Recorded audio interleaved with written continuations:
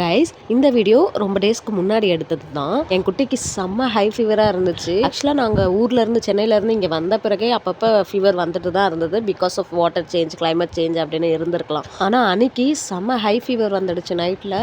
நாங்களும் அந்த தண்ணியெல்லாம் போட்டு அவனுக்கு ஒத்தட மாதிரிலாம் கொடுத்துட்டு இருந்தோம். கூடவே பேராசிட்டமல் அந்த ட்ராப்ஸ் அதெல்லாம் டாக்டர் முன்னாடியே ப்ரெஸ்கிரைப் பண்ணியிருந்தாங்க. ஸோ அதெல்லாம் கொடுத்துட்டு இருந்தோம். ஓகே, ஓரளவுக்கு கண்ட்ரோலில் இருந்தது. பட் மார்னிங்கும் அப்படியே இருந்துச்சுன்னா கண்டிப்பாக ஹாஸ்பிட்டல் போகணுன்னு ஹாஸ்பிட்டலும் கிளம்பியாச்சு. எனக்கு நிறைய ஒர்க் இருந்துச்சு அப்பதான் பார்த்து. ஒர்க்ல வேற டிபெண்டன்சி இருந்ததுனால கண்டிப்பா ஒர்க் பண்ணணும். அப்ப அதனால லேப்டாப் எடுத்துட்டு அவனுக்கு தேவையான ரெக்வயர்டு திங்ஸ் எல்லாமே ஒரு பேக்ல போட்டுட்டு கிளம்பியாச்சு. எங்க வீட்ல இருந்து ஹாஸ்பிட்டல் போகணும் அப்படின்னா 20 to 25 மினிட்ஸ் கிட்ட ஆகும். கிட்டேயே கூட ஒரு ஹாஸ்பிட்டல் இருக்கு. பட் அவங்க பீடியாட்ரிஷியன் இல்ல.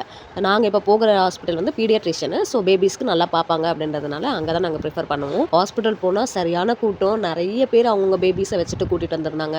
இன்னும் குட்டி குட்டி பேபிஸ் எல்லாம் கூட இருந்தாங்க. நியர்லி 40 to 45 மினிட்ஸ் ஒரு 1 hour கூட இருந்திருக்கும். அவ்வளோ நேரம் வெயிட் பண்ணி தான் நாங்கள் டாக்டரே மீட் பண்ணோம். டாக்டர் குட்டியை செக்அப் பண்ணிட்டு ஒரு 4 to 5 டேஸ்க்கு மெடிகேஷன்ஸ் மட்டும் எழுதி கொடுத்தாங்க. அதை எடுத்துக்கிட்டா குறைஞ்சிடும் அப்படின்னாங்க.